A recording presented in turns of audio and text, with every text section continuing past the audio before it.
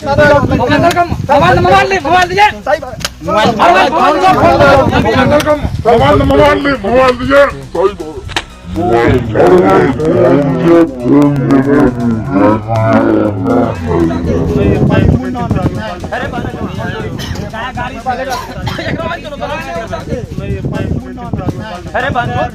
गलत काम क्या कर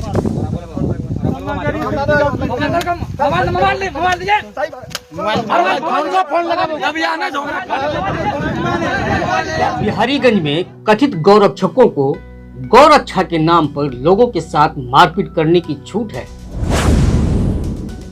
वो मवेशी व्यापारी जिसके हाथ कोई अपनी बेटी की शादी करने के लिए गरीब किसान अपने मवेशियों को बेचते हैं ताकि उन पैसों से अपनी बेटियों की शादी कर सके, अपने बच्चों का इलाज करा सके, क्या यह गौ तस्करी है? क्या जिन किसानों ने व्यापारी के हाथ अपनी किसी मजबूरी की वजह से मवेशी को बेचा, उन किसानों द्वारा थाने में जाकर यह स्वीकार करना कि हाँ, हमने इस व्यापारी के हाथ अपने मवेशी को बेचा है, बावजूद उसके व्यापारी को गौ तस्कर बताकर, पशु चोर बताकर जेल की सलाखों के पीछे भेजना कहां तक उचित है?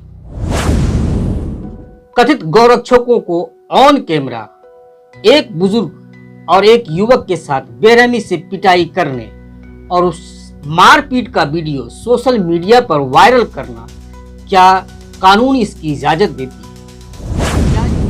क्या यह बिहारीगंज थाना अध्यक्ष के नजर में अपराध नहीं है? क्या खुलेआम कानून को ताक पर रखकर झुंड बनाकर किसी को मारने पीटने वालों पर कार्रवाई करने के बजाय उसको आजाद छोड़ देना, क्या यह कानून का उल्लंघन? द रिपब्लिकन टाइम्स, खबर ही नहीं विश्लेषण भी। सलाम, नमस्कार, सत्य श्री अकाल। मैं रजीउर रहमान और आप देख रहे हैं रिपब्लिकन टाइम्स। पिछले कुछ सालों से देश में कथित गौरक्षा के नाम पर हिंसा, मॉब लिंचिंग और आतंक की घटनाएं एक गंभीर और चिंताजनक मुद्दा बन गई। स्वघोषित गौरक्षक अक्सर मवेशी व्यापारी को गौ तस्कर बताकर, पशु चोर बताकर, खास करके मुख्य रूप से अल्पसंख्यक समुदाय से ताल्लुक रखने वाले मवेशी व्यवसाय को निशाना बनाते आ रहे, जो सांप्रदायिक सौहार्द को बिगाड़ रहा है।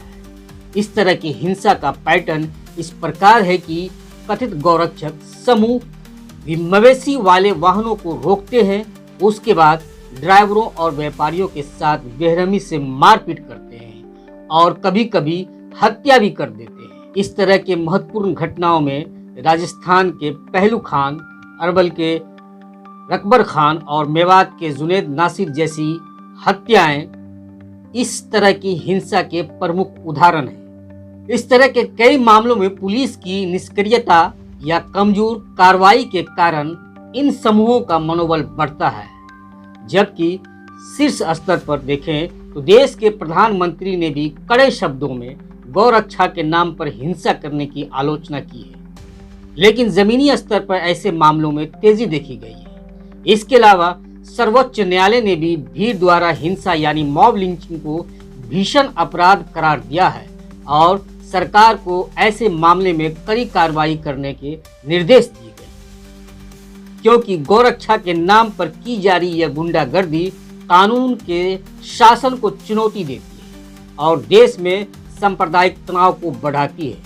बावजूद ऐसी हिंसावादी सोच रखने वालों पर लगाम लगाने के बजाय उन्हें खुला छोड़कर उनकी हौसला अफजाई की जाती है। ऐसे में सवाल पैदा होता है कि देश में गौरक्षा के नाम पर होने वाली हिंसा कानून के शासन को क्या कमजोर नहीं कर रही है?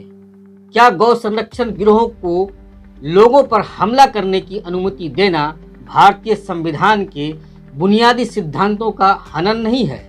ये बड़ा सवाल आज मधेपुरा पुलिस प्रशासन से है, क्योंकि गौरक्षा के नाम पर देश के विभिन्न राज्यों में बढ़ती जा रही हिंसा का पैटर्न अब बिहार के मधेपुरा में भी देखने को मिलने लगा है। अब मधेपुरा में भी कथित गौरक्षक समूह द्वारा हिंसात्मक घटनाओं को अंजाम देकर सामाजिक सौहार्द को बिगाड़ने की कोशिश शुरू हो गई है। जरूरत है समय रहते ऐसे कथित गौरक्षक समूह को ये एहसास दिलाया जाए कि गलत और सही के लिए कानून है, शासन प्रशासन और अदालत है। अगर समय रहते बिहार में पनप रहे कथित गौरक्षकों को कानून का पाठ नहीं पढ़ाया गया तो इनके हौसले और बुलंद होंगे और इस तरह की घटनाओं में काफ़ी इजाफा आने वाले समय में देखने को मिलेगा, जो न सिर्फ बिहार की विधि व्यवस्था के लिए एक बहुत बड़ा खतरा है, बल्कि बिहार के सामाजिक सौहार्द के लिए भी एक बहुत बड़ा चिंता का और गंभीर विषय है। आपको बता दें कि पिछले कुछ दिनों से सोशल मीडिया पर एक वीडियो काफ़ी तेज़ी से वायरल हो रहा है। उस वीडियो को अब तक लाखों लोगों ने देखा।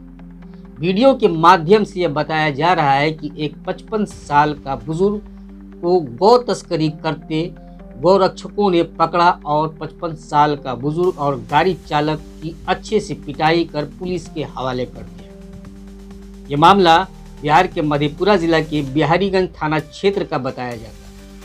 इस मामले में बिहारीगंज पुलिस ने गौ तस्कर और पशु चोरी का आरोप लगाकर मधेपुरा जिला के पुरैनी थाना क्षेत्र के भटौनी वार्ड नंबर 4 के रहने वाले 55 वर्षीय मोहम्मद भोपाल और वाहन चालक 38 वर्षीय मोहम्मद ओवैस, जो कि पूर्णिया जिला अंतर्गत भवानीपुर थाना क्षेत्र के 56 वार्ड नंबर 1 के रहने वाले हैं, उन दोनों को जेल भेज दिया गया। वहीं दूसरी तरफ कथित गौरक्षक समूह जो खुलेआम हिंसा किया और फिर उस हिंसा का वीडियो बनाकर सोशल मीडिया पर वायरल किया, उसके खिलाफ बिहारीगंज पुलिस ने अब तक कोई कार्रवाई नहीं की। अब सवाल पैदा होता है कि क्या 55 साल का बुजुर्ग और वाहन चालक हकीकत में मवेशी चोरी कर गौ तस्करी जैसे बड़े आपराधिक वारदात को अंजाम दे रहे थे, या किसी सुनियोजित साजिश के तहत मवेशी चोरी कर गौ तस्करी का इल्जाम लगाकर उन्हें जेल भेजा गया? निश्चित तौर पर यह जांच का विषय है, क्योंकि इस मामले में कई ऐसी बातें सामने आ रही है जो बिहारीगंज पुलिस द्वारा इस मामले में की गई कार्रवाई पर गंभीर सवाल पैदा कर रहे हैं। उन बातों को मैं इस खबर के माध्यम से आप लोगों के साथ साथ मधेपुरा के पुलिस कप्तान जनाब संदीप सिंह के सामने भी रखना चाह रहा हूं, ताकि इस मामले की सही से जांच हो, सही और जो दोषी हैं उसके खिलाफ सख्त कार्रवाई हो सके। आपको बता दें कि वीडियो वायरल होने के बाद जब यह मामला मंजराम पर आया और कल दिन में मेरी भी नज़र उस वायरल वीडियो पर पड़ी, जिसे अभिषेक राज नाम के युवक ने अपने फेसबुक आईडी पर पोस्ट किया था। जिस समय मेरी नज़र उस वायरल वीडियो पर पड़ी, उस समय तक लगभग 1 मिलियन लोग उस वायरल वीडियो को देख चुके थे। उसके बाद बीते कल शाम यानी 6 अप्रैल 2026 की शाम लगभग 7 बजे मैंने इस मामले की जानकारी लेने के लिए बिहारीगंज थाना अध्यक्ष कृष्ण कुमार के मोबाइल नंबर 9031827731 पर कॉल कर अपना परिचय देते हुए मामले से जुड़ी कुछ जानकारी हासिल करना चाहा। बातचीत के दौरान बिहारीगंज थाना अध्यक्ष मिस्टर कृष्ण कुमार ने बताया कि पशु क्रूरता के मामले में 55 वर्षीय मोहम्मद भोपाल और वाहन चालक 38 वर्षीय मोहम्मद ओवैस को जेल भेजा गया है। उनसे जब पूछा गया कि क्या ये लोग गौ तस्करी कर रहे थे और आपके थाना क्षेत्र में गौ तस्करी ये लोग कब से करते आ रहे हैं, जिसके जवाब में थाना अध्यक्ष ने बताया कि गौ तस्करी कब से करते आ रहे हैं ये मुझे पता नहीं है, लेकिन जब पुलिस ने दोनों आरोपियों से पूछा कि मवेशी कहां से लाए हैं तो उसका कोई संतोष जवाब आरोपियों द्वारा नहीं दिया गया।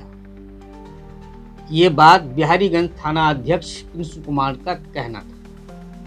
वहीं 55 वर्षीय मोहम्मद भोपाल जो आरोपी हैं और अभी जेल में हैं, उनके पुत्र का कहना है कि मेरे पिता जिन किसानों से मवेशी खरीदते थे वो सभी किसान बिहारीगंज थाना पहुंचकर पुलिस के सामने कहा है, स्वीकार किया है कि हम किसानों ने इसे अपने मवेशी बेची है, इसमें चोरी करने वाली बात नहीं है और ना ही गौ तस्करी वाली बात है। लेकिन बिहारीगंज थाना अध्यक्ष का कहना है कि थाना आकर किसी भी किसान ने यह स्वीकार नहीं किया कि मवेशी उनकी है और उन्होंने इनके हाथ अपनी मवेशी बेची है।